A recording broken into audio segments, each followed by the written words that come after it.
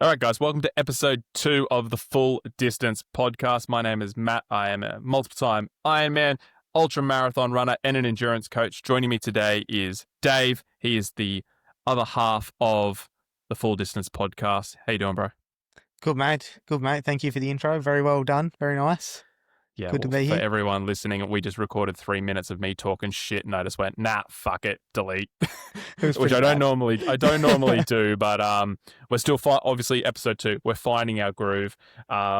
This episode is all about, if you guys didn't miss last week's episode, this episode is all about just bringing you up to speed on who we are, how we got to where we're at, why we decided to do the podcast. So today we're really going to focus on Dave, his story. He's got some really interesting sort of hurdles he's overcome. And I promise these sort of first 3 episodes, last week's episode, today, and next week's episode, will be the most serious. You hear us talk about just about anything. Other than that, we're going to keep it pretty lighthearted and have some fun. But Dave, let's get into your story for the listeners. Tell them who you are, sort of where we're at now, and then where we're going to go back to and where we're going to start from. Yeah, g'day, guys. So as Matt said, I'm Dave, the other half of this duo. So I guess my journey to Ironman started about 18 months ago. I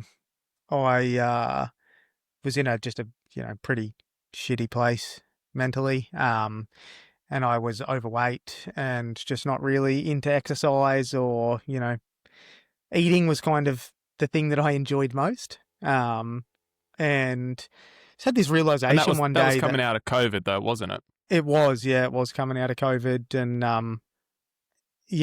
I also lived in the middle of a CBD and had access to all the different food options, stuff that didn't close during COVID. And it just became easy to eat, I guess. And I mean, who doesn't feel good when they're eating, right? So yeah, it's legit. Well, let's be fair. You've picked a sport where you've been able to continue that habit, you can still eat sugar. You haven't changed anything. You've just increased exercise. That's exactly right. Yeah. Mate, if I stopped, I'd put the weight straight back on. I put after Ironman Cairns, I put on 3 kilos in a week and a half. Just boom, straight away. So easy to do, right? Yeah. So easy to do. And I think it's, endurance athletes love a quick sugar fix too, for the most part. Legit. I was actually talking to my sports dietitian today, and I was saying a gel was part of my 5 a day. Your 5 fruit and veg. I was like, gel was one of those. Actually, though, it's so bad, mate. Yeah. I do not want to eat a gel for a while. That's one thing I know. I will say, if you want I know I said I just put on weight post Ironman, but if you want to lose a couple of kilos real quick, the first week after Ironman, where you have 0 appetite, is just you just fade away. Yeah, 100%. Yeah, can't stomach anything. Cool. Yeah. Let's go back to COVID. Yep. So pre-COVID, were you active, healthy, or So was there pre-COVID, bad habits that sort of got amplified in COVID? No, pre-COVID I was I wouldn't say that I was super fit and healthy, but I definitely just wasn't overweight. Dude. Yeah, I was CrossFitting 4 or 5 times a week. Eating out probably too much. But then COVID, obviously, when everything closed down, I was like exercise most of the world. Stopped, eating habits stayed the same. Exactly. Yeah. Exactly. And I kind of had no motivation to continue the exercise. So I put on a little bit of weight through COVID, and then things reopened, and I just had no motivation to get back into training of any type.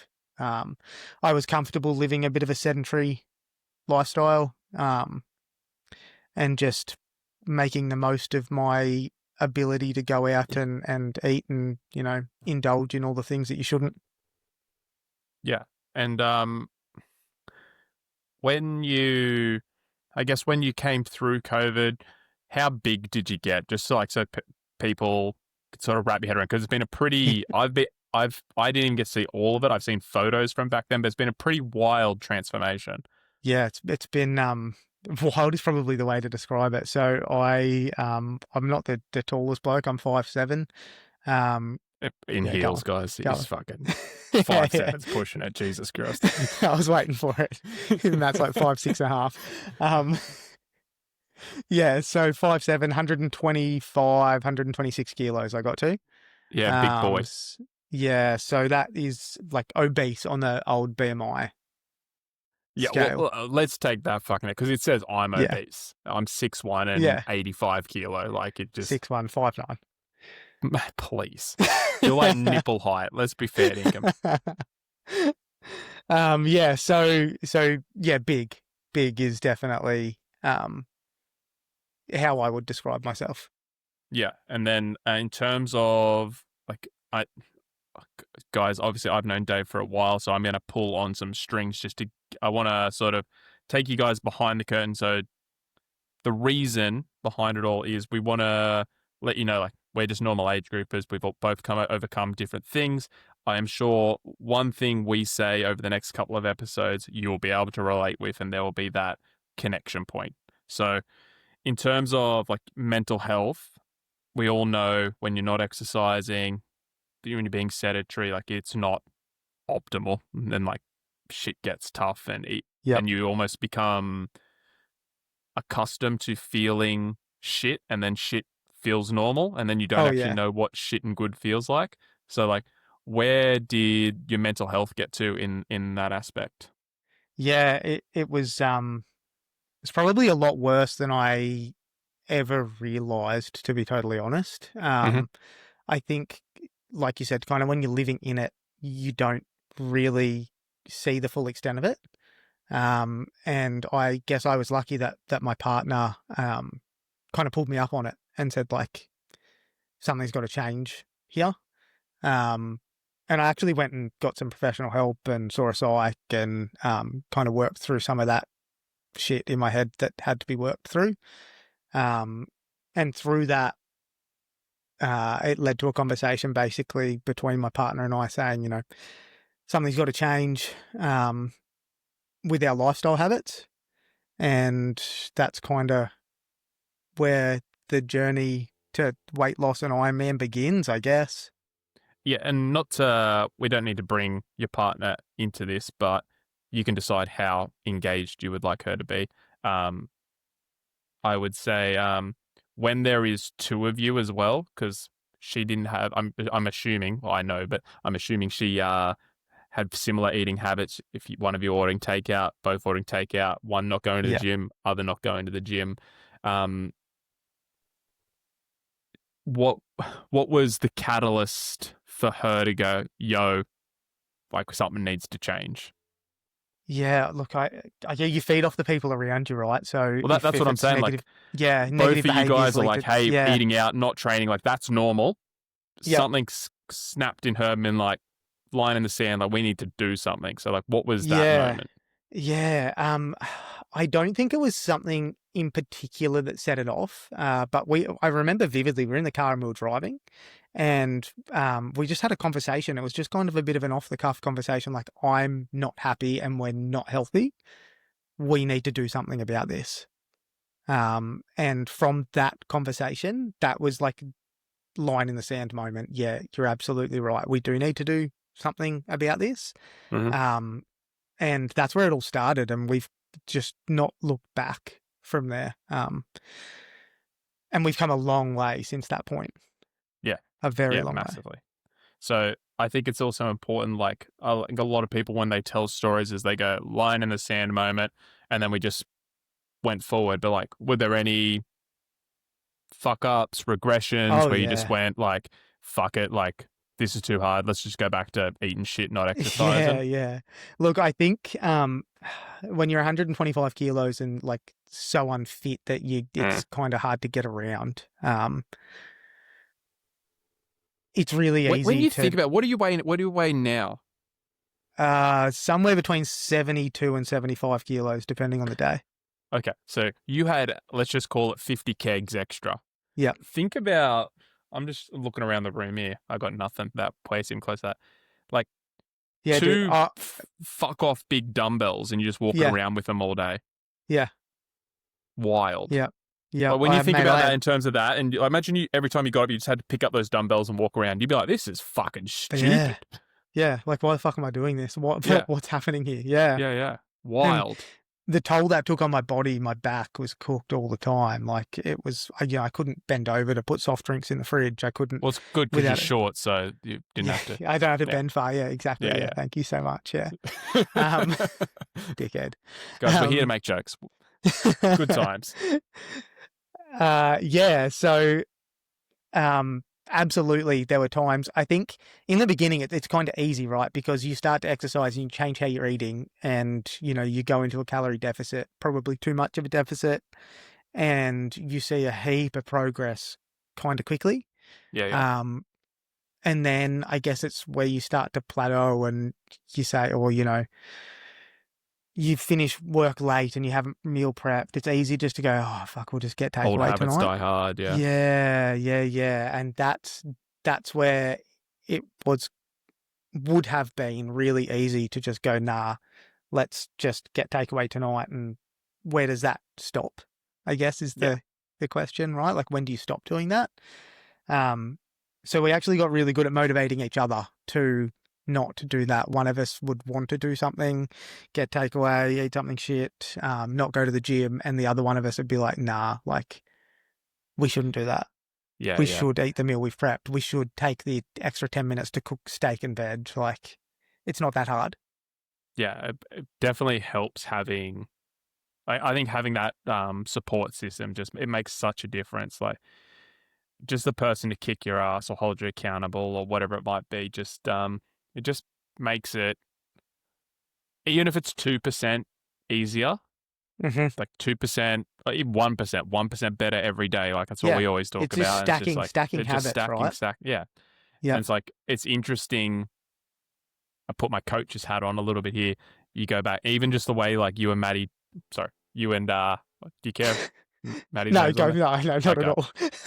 we guys, we didn't talk about this beforehand, so I was just like, I didn't want to do it mid-episode. But anyway, you and Maddie are both A-type personalities, and there's like traits that you were establishing all the way back then that have amplified over time, compounded, and now they are really, really useful in terms of endurance sports. Yeah, absolutely. So it's interesting to look back in that way. Yeah.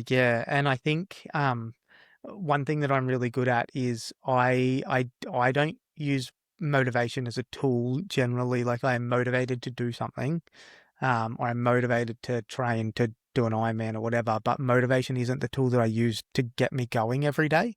Because I think, being motivated is great, but motivation isn't going to get you out of bed at 4:30 in the morning to train. It's not going to get you out of bed to go and run in the rain or sit on the bike in the cold. And I just fell into this really good habit of being disciplined early on about my training and stacking those daily habits, which has really helped now. It's interesting that is how most people when they start exercising, they're like, and they see other people who are already fit or where they want to be, instantly assume that person is super motivated. That person is this. That person has a lot of willpower. And they're like, oh, well, I'm not motivated, so I can't be like that. Yep. You were and maybe this is something you'd learned somewhere else, but establishing the fact that it's like, hey, I don't actually need motivation. I just need to stack the bricks. Like, that's a hard trait to learn, and learning it very, very early is, I'd say, quite unique. I don't think there's a lot of people coming from your background who make that connection. Like, I think there's a lot of child athletes who have sort of progressed through, and those habits have been ingrained in them from kids, and that's how they've progressed. Then there's obviously people in business who just take, these are the principles from business, they move it across. I don't think there are many people who are in your situation and go, no, discipline is the foundation that I need to build it on. Yeah, I fully agree. And it was, I don't know that it was like a conscious decision or something that happened consciously. It just became a thing for me. Mm. And it was like, okay, if I allow myself to miss a 4 a.m. alarm today, what's going to stop me doing that tomorrow? Interesting. It's like a So, very logical way of. It's almost like people get annoyed at me because I am like hyper logical on things, but like you just took a very logical approach to something that most people associate with emotion. yeah, yeah, that's all I did. And yeah, so I guess that got me to, uh, I was sort of just attending a, regular gym every day, Yep. walking on the treadmill. That's how it started. Chest A little day, bit of, arm day, yeah, a little bit of just a getting bro through it. split, Yeah, fuck yeah. in the gym, from Google, uh, check out the Instagram influencers and see what they were doing and kind of just follow Jump into along. a workout. Fuck yeah. Yep. Because at the time I wasn't fit enough but for myself, wasn't fit enough to jump back into like a CrossFit gym. And to be honest, kind of had no want to do that. I've sort of been there, done that, just didn't Yeah, sure. really interest me anymore. That's something else that I don't think people maybe don't associate with like a journey is they go, I want to get fit, I want to lose weight, but they don't necessarily have the end goal. They just Yeah. like, I just want to lose weight, right? Which is like, what is it, 5 kilos? Is it 10 kilos? Does it want to be this? Is Yeah. it, I want to run a 10K? But like, they're just like, I just want to do something. And you're like, when you have a end point, it makes it so much more attainable because you're working towards something, not Yeah. this like never ending treadmill. Yeah. Yeah. 100%. So yeah, I'd lost a bit of weight. I'd lost quite a bit of weight. I think at that point I'd lost around 20 or 30 kilos, 25 Okay. kilos, something like that. So I'd lost Yep. a good amount of weight. And then there was a local Newcastle charity was doing a raise money for the charity run, like commit to running kilometres in May and raise money for the Mm-hmm. charity. And Maddie and I committed to running 100 Ks each through May. And, it was really Awesome. interesting because I hadn't run since I'd sort of pre-COVID. And this was Since CrossFit. 2023. Yeah. So, it had been 3 years since I'd actually even attempted to run at all. And we signed up to run 100 Ks for the charity and started off with the couch to 5K, which I'm sure a lot of people are familiar with. And that was honestly a really good way to get us back into running. Running like 30-second intervals and then walking for 90 seconds. And it was about all my body could handle at that point in time. Yeah, because like if we're being fair dinkum, you lose 20 odd kilos, you're still high 90s, Yeah. low 100s. Like At that stage, I was, still 100 kilos. yeah, so he's still like a big boy back, still probably Mhm. not doing well, knees, like running on that sort of with your knees. Like it's still Yep. not easy. Yeah, exactly. And then so that journey continued through May, and we ticked off the 100 Ks, and we raised like $3,500, I think, for the charity. So that was really That's cool. massive. And we kind of were getting towards the end of May, and I started to have a bit of a freak out, because running had kind of become everything I was doing at that point in time, and I was like, shit, what am I going to do? What's next? Because I didn't really want to just jump back into the gym full time. I wasn't loving it. And I was like, okay, I need something else. How did you find running? Like, was it when you started running, were you like, oh, this is something I want to do? Or were you just like, I just need to do something? Nah, bro. At the start of it, I was like, this sucks. Yeah, sure. Like this I think that's sucks. important because I think a lot of people would just hear what that little chunk that you just said and be like, oh, he must have really enjoyed it from the get. Yeah, I don't. no, I definitely did not. I hated it. Running sucked for me. Because of the issues I had with the extra weight that I was carrying, my back hurt all the time. I've got terrible hips from when I used to play sport when I was younger. So I have all of the issues that a runner doesn't want, like bad knees, bad hips, bad back, probably bad ankles, like all of the things that you don't want when you're running. And because I hadn't run for so long and I wasn't aerobically fit at all, it just wasn't a good time for me. Yeah, Um, sure. so, I remember vividly the first time I ran. We've got like from our house, our block is like 3Ks around and ends up a hill. And I vividly remember the first time I ran that in a lunch break at work. I got home and I laid down out the back and thought I was about to pass away. So First time you've been at like max heart rate and all that sort of stuff. yeah, I Yeah. looking back on it now, like that was threshold. That entire thing was threshold. Yeah, Like you just sat at I ran that. VO2 the whole time. Yeah, I probably ran like, I don't know, 8 minutes 10 a kilometer, and like probably like a 185 average heart rate. Fuck yeah. So it was, yeah, we've come a long way. We've come a long way since then. Massively. So towards, I guess, like to continue on from that, towards the back end of May, as my fitness started to increase because I was running more with no idea what I was doing, just running, I got to a point where I really was starting to enjoy it. And it was like running was really good for my mind, for my mental health, that I could just go and run and switch off from everything else that was happening in my life at the time. You know, finish a day at work, go and run, no plan, just go and run. And it was just really nice. And also to have Maddie doing it as well. We're out there running together, not necessarily at the same pace, but to be out there running together, it just gave us something to do as a couple. Yeah. Something we could then both talk about and share in our wins and things that we were learning. It was really nice. Yeah, cool. And then, so we sort of get into the end of May 2024, 23. 20, what year are we in now? 25. So that must have been 24. Okay. 24. Cool. Yep.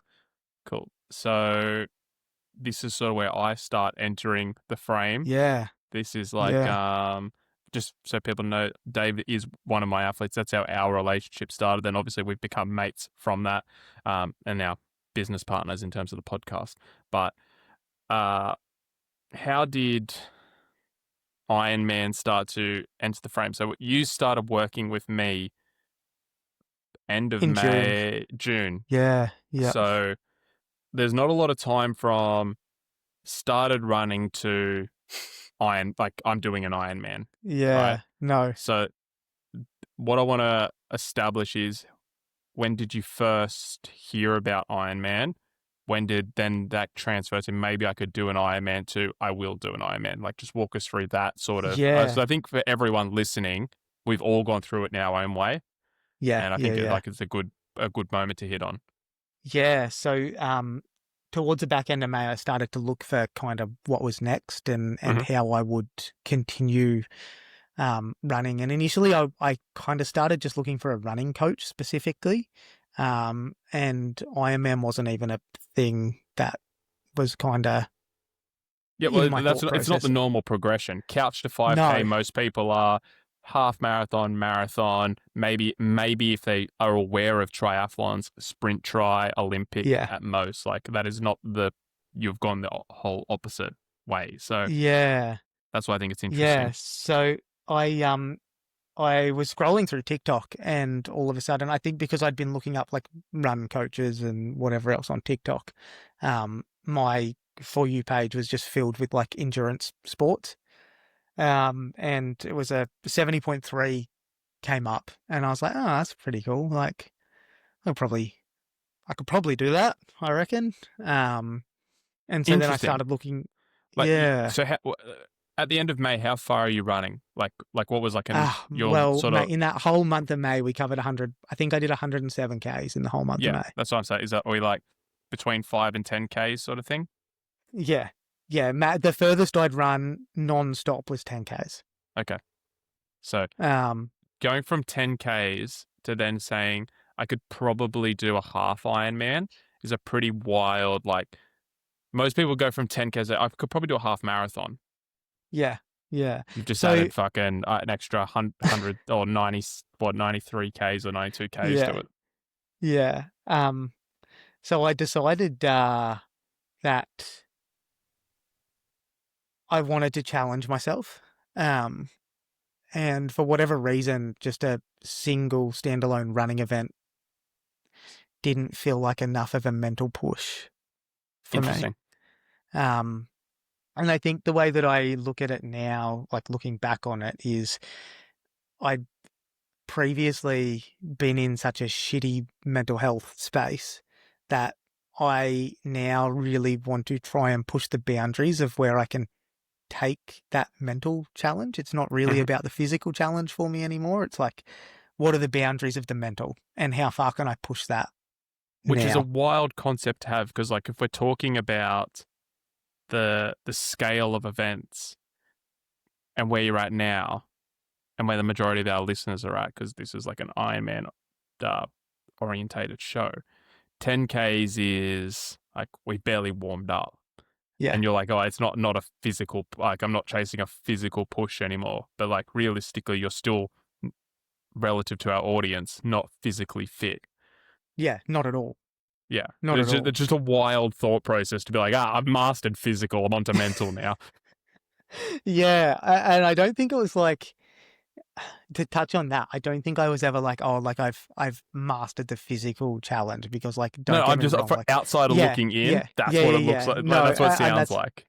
yeah, yeah, yeah. And like, I don't want it to, because that wasn't the thought process that I had. I think the thought process was my body will get me through whatever I train my body to get me through. But at what point will my mind break? If that makes Yeah, sense. yeah, yeah. Like, but what I am more trying to hit on is I feel like, and maybe this is my bias in terms of my experience. I feel like that is something that comes later in people's endurance Yeah. career. For most I, people, yeah. yeah, I feel like someone does their first Ironman, runs their first marathon, and then the select few who choose to like obviously go further or push Hmm. harder have that thought process of like, okay, like I can just keep going. Like as long as I'm fit, I can keep going. But it's like, when will my mind give up? Like I feel like it's a very unique thought pattern to have after only running 10Ks. Like I think most Yeah. people run 10Ks and they're like, I don't even know if I could fucking do 21. Like it's a long way. It's like double. Yeah. Like it's a long way. So Yeah, it's just yeah. like, And like yeah, I remember running that first 10Ks too, and I was belted. I laid on the lounge for the rest of the day. Like I didn't do a thing. yeah. But like most people when they run their first 10K. Yeah. So Yeah. yeah. So okay. So So we now had the you've seen a 70.3. 70.3. You're like, Hmm. maybe I could do that. Yeah, Keep and us then rolling. that's when I started to look for um like triathlon based coaching. And obviously I came across the Performance Project. Um And I had a chat with you, and through that, I was pretty set on doing a 70.3. Um, that you said to me, when we first started talking, like, is that all you want to do? And I said, yeah, like, I'm aiming for um, Ironman Australia 70.3, which gave us about 12 months, just under 12 months to train for. It was June, so it was the following May. Yep. And I kind of thought that would be, that was the cap for me and my potential. Which is still a Um, fucking wild thought process, because you've gone from 10K yeah, to half Ironman, but then you're like, oh, I couldn't just go to full capping myself Ironman. there. Like, it Yep. just like you're all over the shop, dude. I can't Yeah, fucking. I was. I was. I Yeah. was.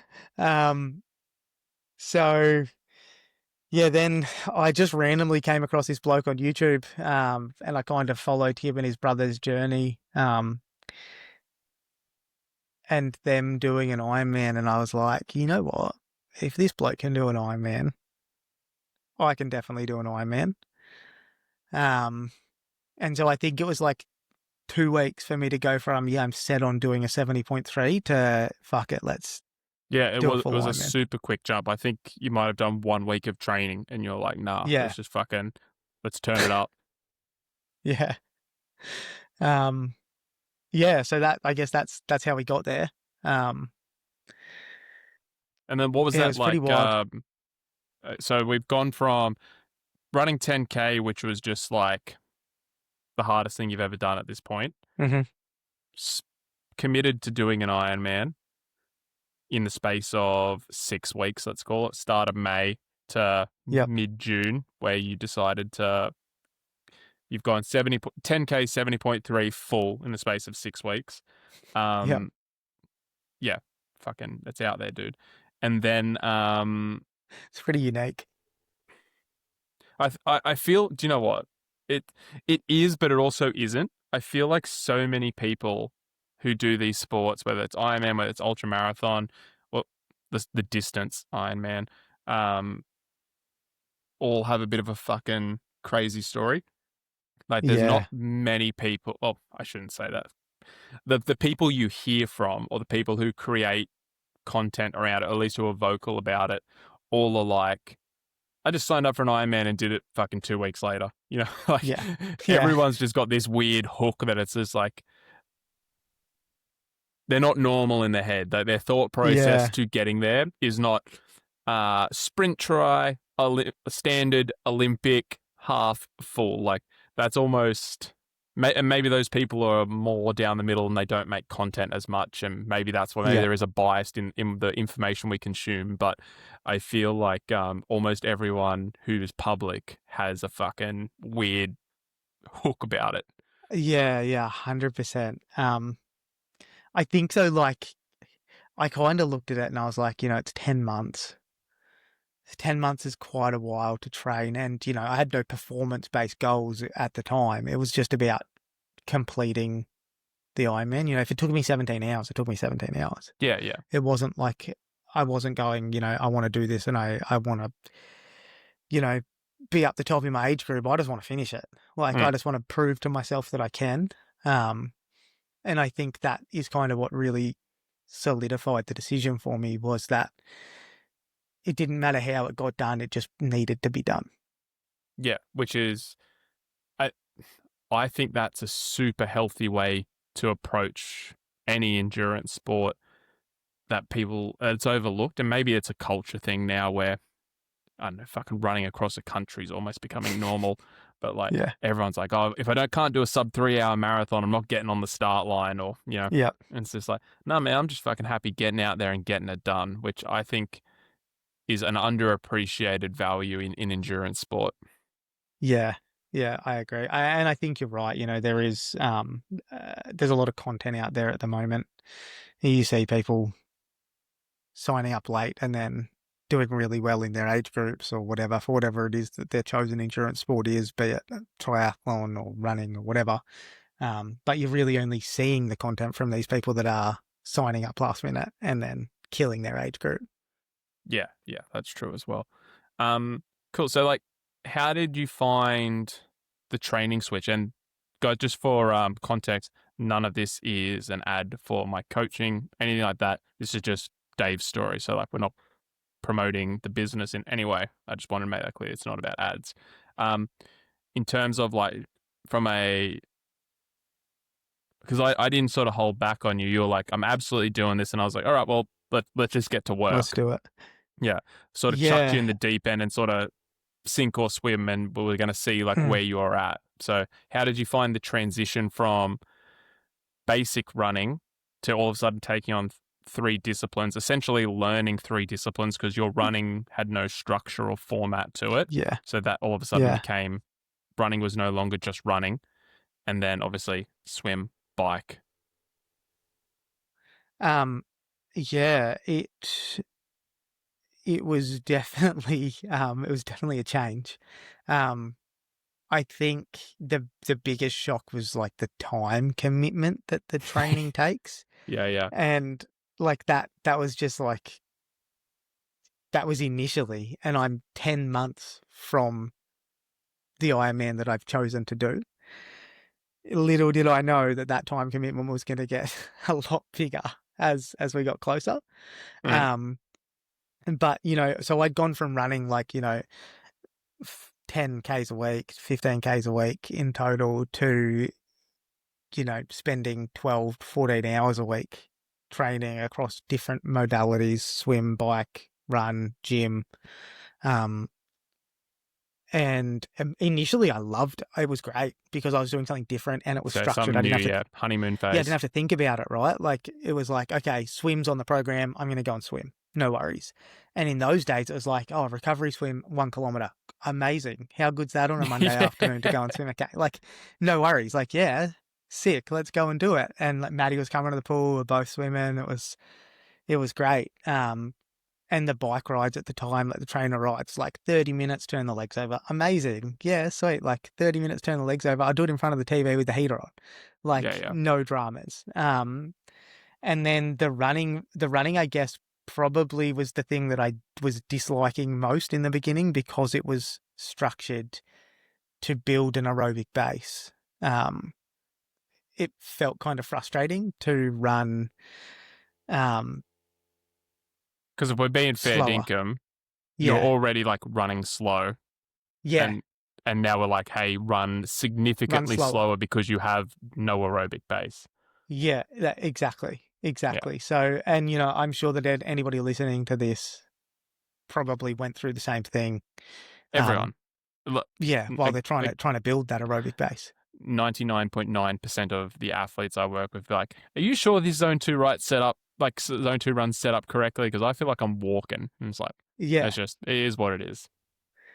Yeah, and I remember like getting home from some runs just being like to Maddie, fuck, this sucks. Like I'm literally walking up hills like little hills that I know I can run up because my heart rate's through the roof.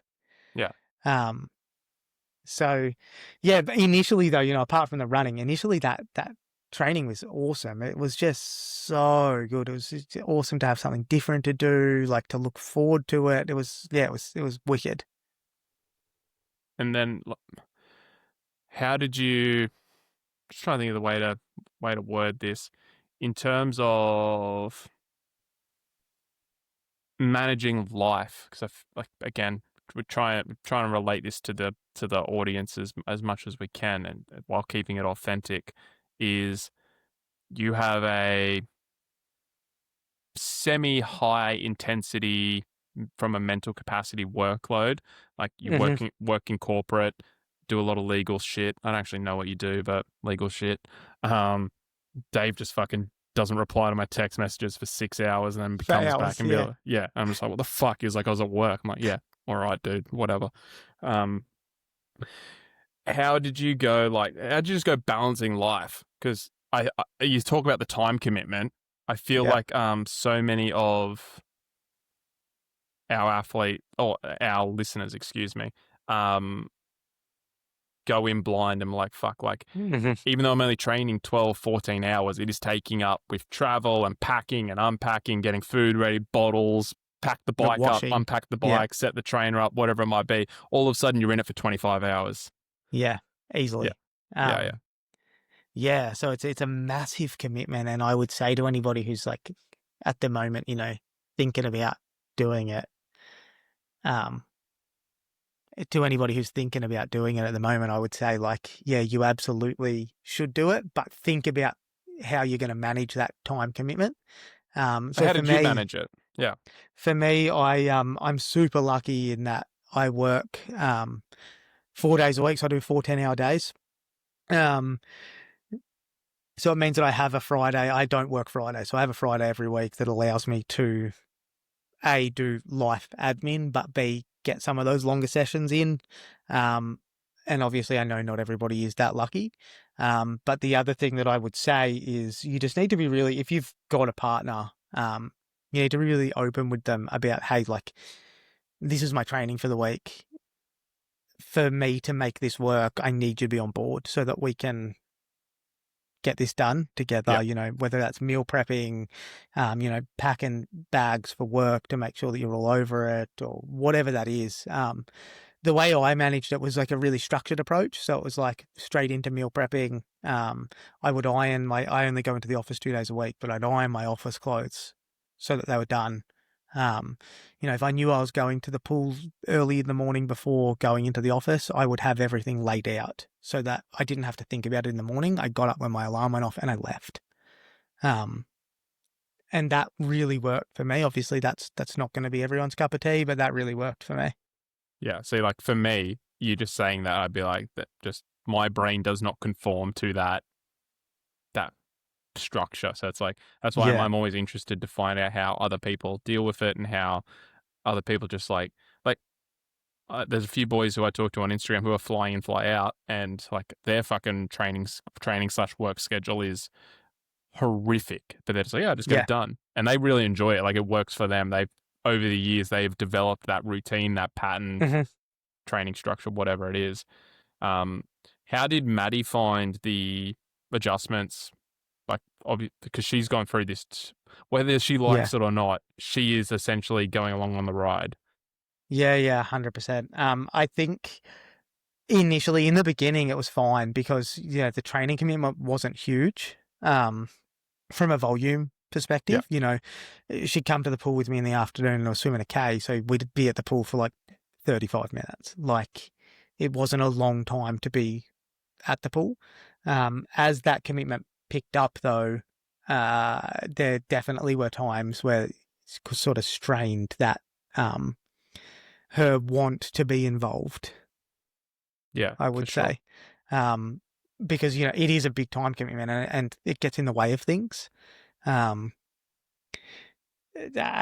anybody listening, I think, would be aware. Anybody who's done any sort of endurance prep.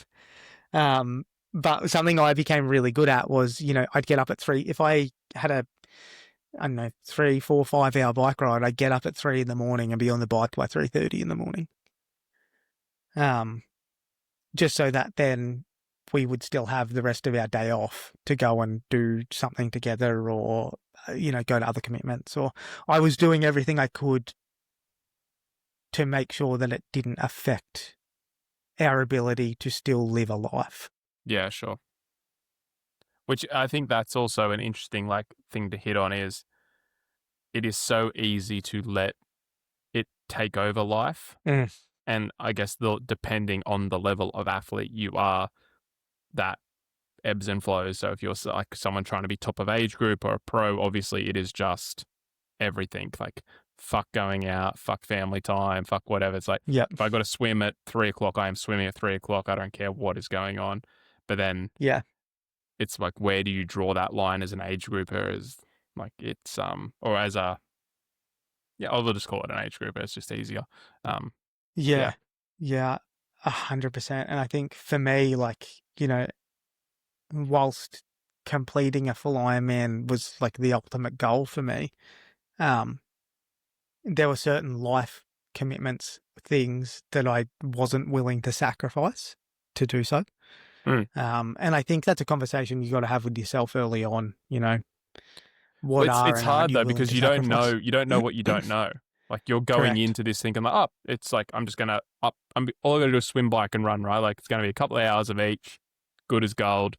And you don't know going in that, hang on, like 25 hours, like we'll just use that 25 hours, including travel, packing, all that sort of shit, meal prep.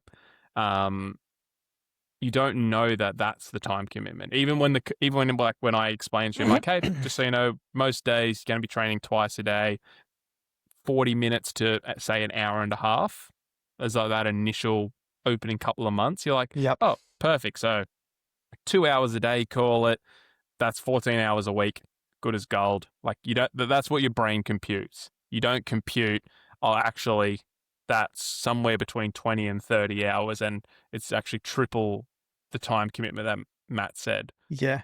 And also, I'm going to have to do 75 loads of washing this week. Fuck me. The washing. Some days you can wear 6 changes of clothes and you're like, what the fuck just happened? It's that's the worst thing. Washing clothes and washing bottles, I reckon. It's the worst thing. Yeah, and bottles, yeah. So like, how did you start, I guess, making those sunk cost fallacies in terms of what you're willing to commit to, what you're willing to sacrifice, what you're not willing to sacrifice? So I guess it really, it wasn't like,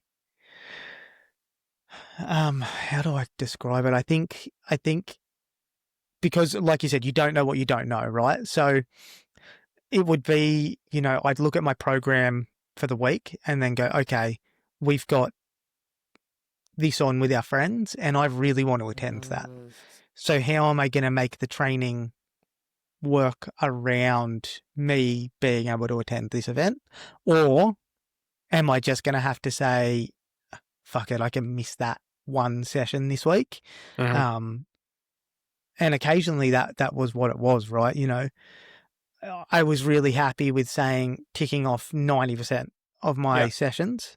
And if I missed one every now and then, outside of that 3 months before Ironman Australia, I was really okay with that.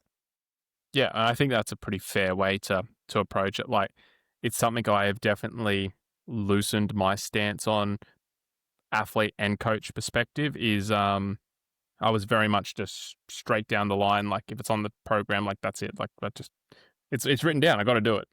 Yep. And now it is, and I would treat my athletes very, very similar. Be like, yo, you said you were committed to this. 2 missed workouts this week. Like, are we fucking around? Like, what are we doing? And that's like, from my perspective, I was like, I don't Yeah. know what I don't know. Now I'm very much like, hey, we're not fucking pros. Like, we don't get paid to do this. In fact, we fork out thousands of dollars. Yeah. Fucking mate, I'd have a house if I didn't do Ironman. Honestly, Legit. fucking hell. It's preposterous. But forking out thousands of dollars to do it, it's like, if I want to go out with my friends on a Friday night, okay, like I'll just do it. Yeah. Yeah. That's exactly what, and I think the mental health benefit of doing those things outweighs any benefit or potential benefit that you get from doing the session, Yeah. provided you're not doing it every day. Yeah, obviously If there you, is a minimum standard, but like you yeah, say, if every other week you're going out for tea on a Friday night and you're not doing the Friday afternoon swim session, yep, okay, like what? Go enjoy your fucking chicken snitty, mate. You'll be right. yeah, yeah, yeah, yeah. And how did we'll push this forward a little bit. Like, let's sort of jump to the end of Ironman training. Like, how are you feeling? So you're doing Ironman Australia. It is in May of 2025, so Hmm. just a couple of months ago. We're sort of around start of the year, a couple of months out, 3 months out. We're really sort of going into, I guess, what we'd call an Ironman block. That sort of really specific. Hey, next 10 to 12 weeks, no bullshit. Fucking lock in. How are you feeling? How are you feeling at this point? Are you feeling that you're able to do, like, you're confident you're going to do it? You're still sort of unknown, nerves. Like, where are we Nah, at mentally at and that. So physically? post Christmas, I was 100% like, no worries, let's go. My fitness had come so far, and I was ready to lock in. Like, I would say probably February is when I really was like, had a like solid mental switch and was like, yeah, all right, let's fucking go. Like, let's see how far we can push this and let's see what we can actually achieve. Um, and that's when I had that real shift and locked 100% in. Yeah. And like, how did that change life? Did you change anything in life? Like, what, when you went from, okay, well, let's just call it base building, training, Yep. learning triathlon, to, okay, like, we're doing the Iron, like, we're doing the big dance. Did anything switch mentally, physically? Yeah, I guess from a mental standpoint, I was less willing to sacrifice sessions to do other life things. Yeah. Um, Having said that, though, again, it just became like, okay, I'll just get up earlier and I'll go to bed later if I need to. Um, Obviously, working for 10-hour days kind of had me up early and going to bed late. Any days there were double sessions anyway. Um, but I was 100% focused at that point in time on just getting the job done. Yeah. And like, just trying to bridge this gap is like, it's all well and good to say, yep, locked in, 100% doing it. But like, how did that, apart from the basic sacrifice, how did that change going into like those 12 weeks? Like, what's going through your head? Yes, you're confident, but like, I know for a fact there were sessions in there where you were like, dude, like, I don't fucking know, man. Like, I'm tired. Like, this is fucked. Everything's on Yeah. fire. Like, Yeah, 100%. And I you think were not. It wasn't smooth sailing. Your no not Ironman for the prep entire is. time. No, No. definitely wasn't. And like, I guess like from a mental point, I was locked in, but there were days where I was just like, sat on the bike and I couldn't hit the numbers, go for a run and I couldn't hit the pacing. And I was like, fuck, I should be able to do this. Like, what's going on? Why can't I do it? And I think that takes a bigger mental toll than you probably realize beforehand. Yeah. And it has the ability to really put you in a shitty place, I think, in a prep. Yeah. That's kind of the bit I was trying to get to, is because like we spoke about, you don't know what you don't know. Starting just triathlon, base building training, learning the sport. Yeah. And you probably feel like, oh, there's only so many curveballs left in this 12 weeks. But again, Yeah. it's you don't know what you don't know. And there were Exactly so many right. things that I was like, hey, dude, this is coming whether you like it or not. And you're like, nah. Like I Should be knew, right. yeah, I knew there was like a very dismissive, you're like, maybe, but like I feel pretty good about the situation. And then Yeah. I'd get the message and you'd be like, cunt's fucked. Yeah. That was probably verbatim what I said. Yeah, too. legit. Yeah. And I think like to push it forward a little bit further, we went and did a training camp in Port Mac, see the course, test the course, feel it out. And before that, I was feeling great. I was feeling so confident. In the week leading into it, I was hitting all the numbers. I'd hit 100% of sessions. Like the body was feeling great. My mind was great. I was eating more than I've ever eaten because the training volume was quite high at that point in time. So everything was feeling really good. And then we went and did the bike course and I had a really shit day. Shit ride, flat Couple of tire. mechanicals, yeah. Yeah. Just a really shit day. And we got back to the accommodation and I said, I was like, I just got to go for a walk. And I walked down to the beach to have a swim because, getting in salt water always fixes my mental state. And I rang Maddie, I FaceTimed Maddie and I was like, fuck, I don't think I can do this. I actually don't think I'm going to finish this. Yeah. And this is like a month out, maybe 5 weeks out, somewhere around there, that 4 to 6 week window. Yeah. And so I sat on I literally sat on the beach. I was crying when I rang her and I was like, I don't think I can do it. Yeah. That was one of the reasons we did the camp, is because we had a few boys racing it and all of you, apart from Toby, who's just fucking made of rubber and magic, he's 20, guys, just for everyone listening, so he's not a fucking old prick like us.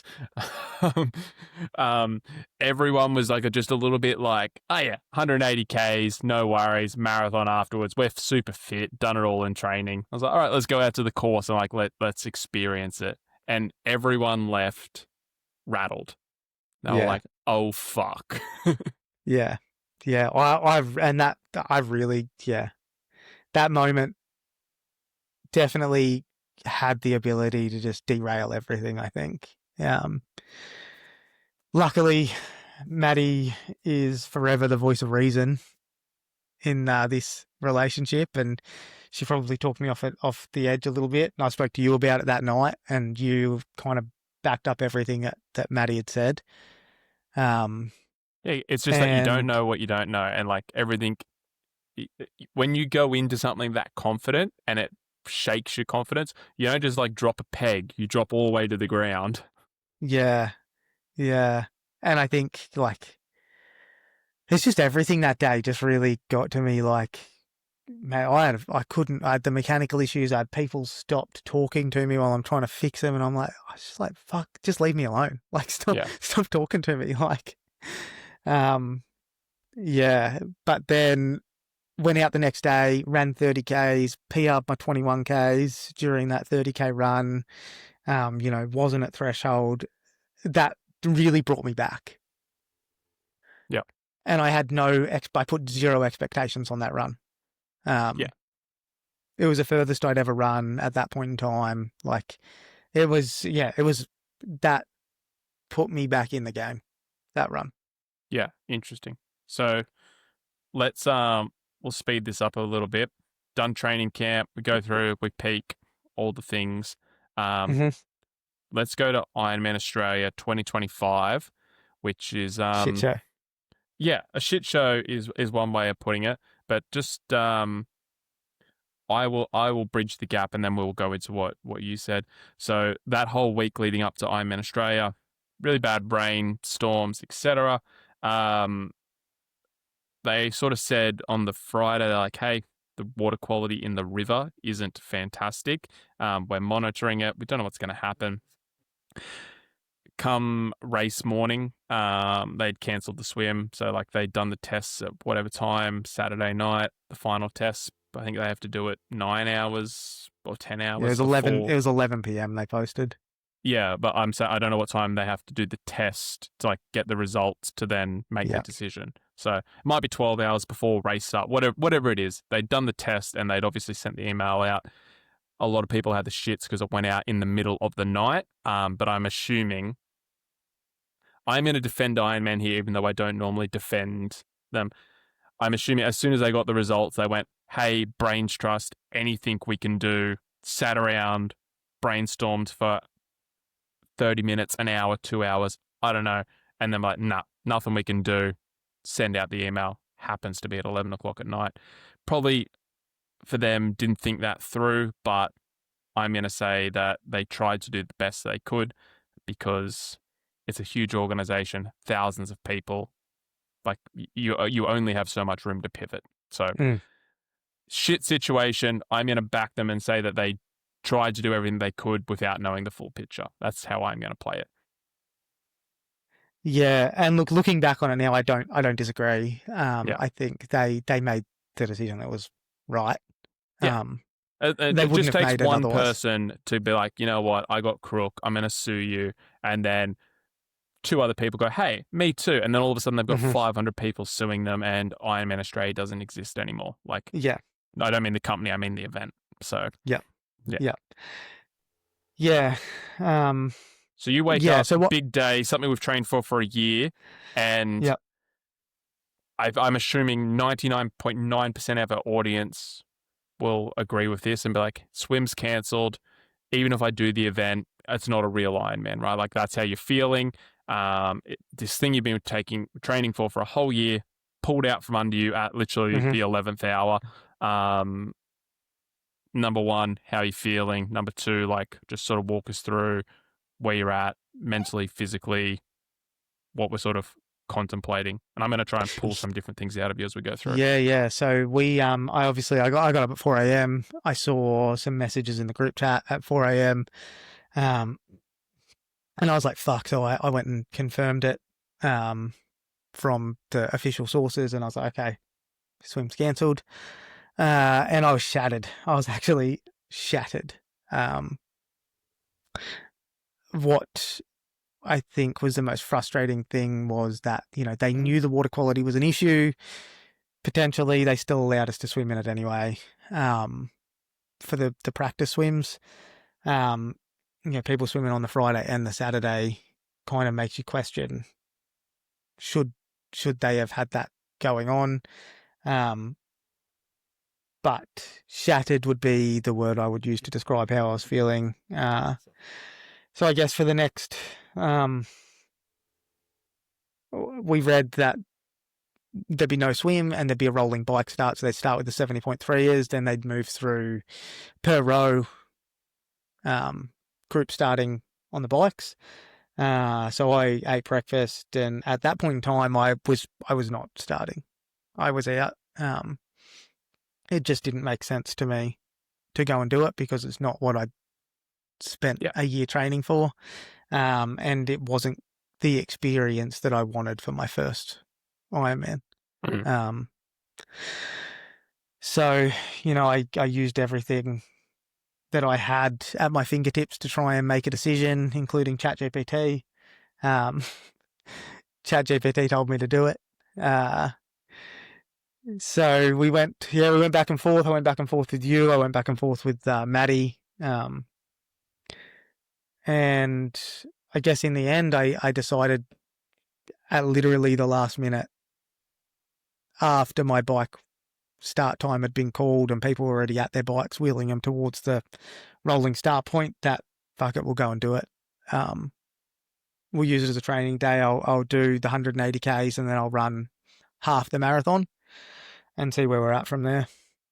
Yeah, that was kind of my advice to you was like, go out and ride it, run, and then just start the run, see where you're at. Like if you want to pull out of the run because you're just not enjoying it or whatever, that just kind of is what it is. Hindsight, happy you did it. Wish you maybe, because the other option was Ironman Cairns 6 weeks later. I sort of said to you, hey dude, if you want to come up, like we've got 2-bedroom accommodation and everything, I'll cover your accommodation. Like just if you want to change you just got to pay for your entry, because at that point Ironman Cairns wasn't sold out. Yeah. Having your time again, what would you have done? Yeah. In hindsight, I didn't have another 6 weeks of prep in me, honestly. Fair. I was pretty burnt by that point in time. Yep. And I think going from, had I sat out completely and then gone into Cairns, I think the disappointment would have made it really hard to go and then spend another 6 weeks training. Yeah, that's interesting. Because I actually haven't asked you that question. I don't think I have asked you that question at all. No, we haven't spoken about it. I'd be interested to see what the other boys thought. Because I actually thought that you might go the other way. You'd be like, you know what? Because we are now in August of 2025, technically speaking, and just from a moral perspective, still haven't ticked that Ironman off. Yeah. Which is obviously like frustrating, of course, but I guess the alternate universe, if you go and do Cairns, like, hey, I have completed that Ironman, that is off my chest. So it's just an interesting that you feel like you made the right decision, even though you did not get what you wanted. Yeah. And I think, there's still points that frustrate me. Of course. Obviously frustrated by the fact that I didn't get to tick off what I'd set out to tick off.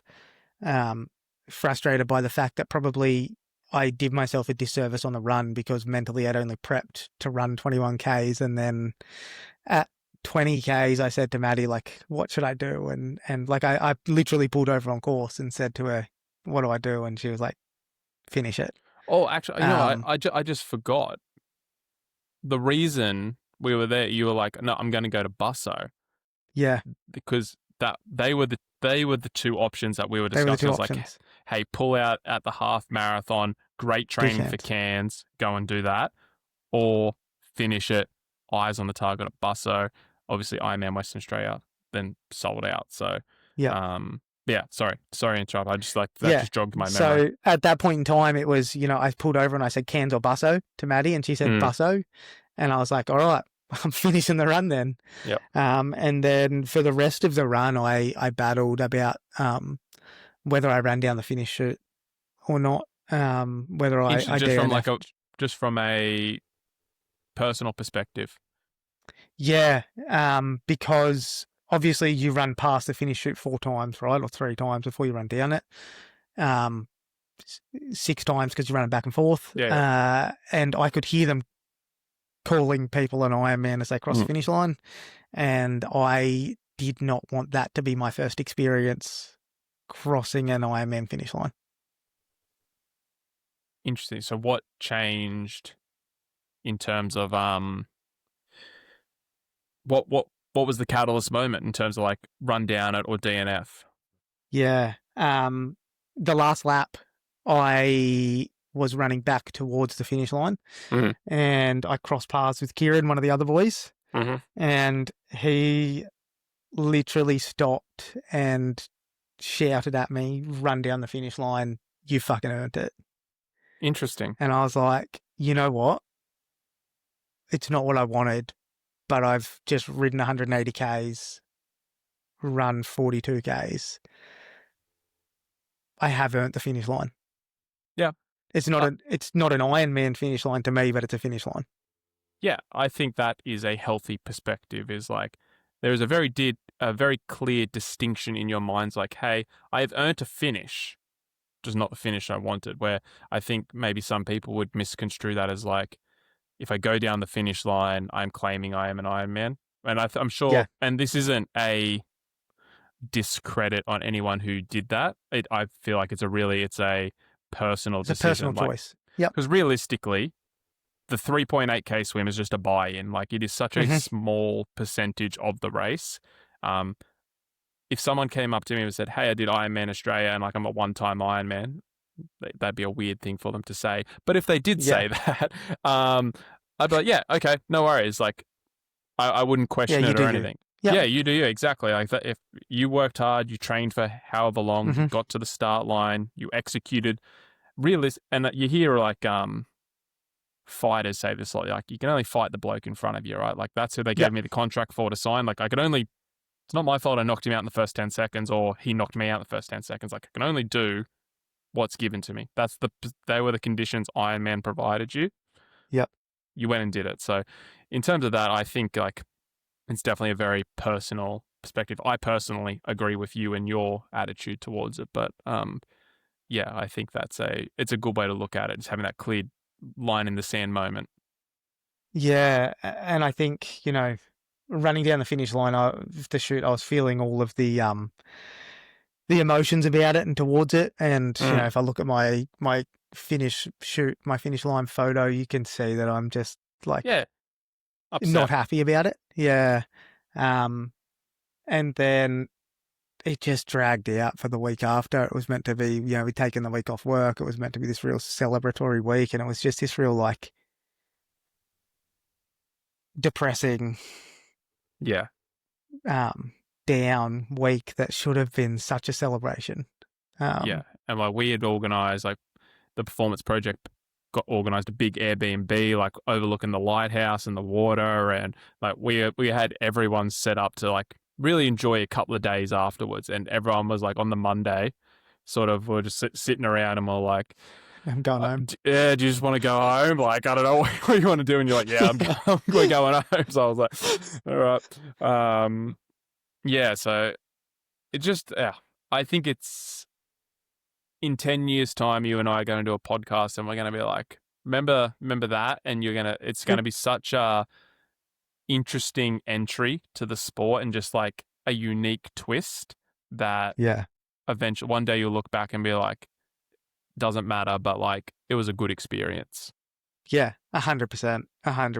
And, it's just going to make the next one sweeter. Yeah, absolutely. Speaking of, so it's literally the 1st of August, 2025. What have we got? Let's just sort of forecast the next 6 months. What are you taking on? Yeah, so unfortunately missed out on Ironman Western Australia, so we're side questing a little bit for the rest of the year. Doing a couple of ultras, so Lonely Mountain in Orange 50Ks. That's the end of September. And then that's really the warm-up for Mount Kosciuszko Ultra Trail Australia 106.5Ks. The end of November. Distance. Like you'd run 100 and you'd be like, hey, you got just over a park run to do. You're like, fuck you, bro. Yeah. I actually said to Maddie, we were talking about it the other day, I said like that 6.5 Ks between the 100 and the finish line, that could take an hour. That's a marathon. Yeah.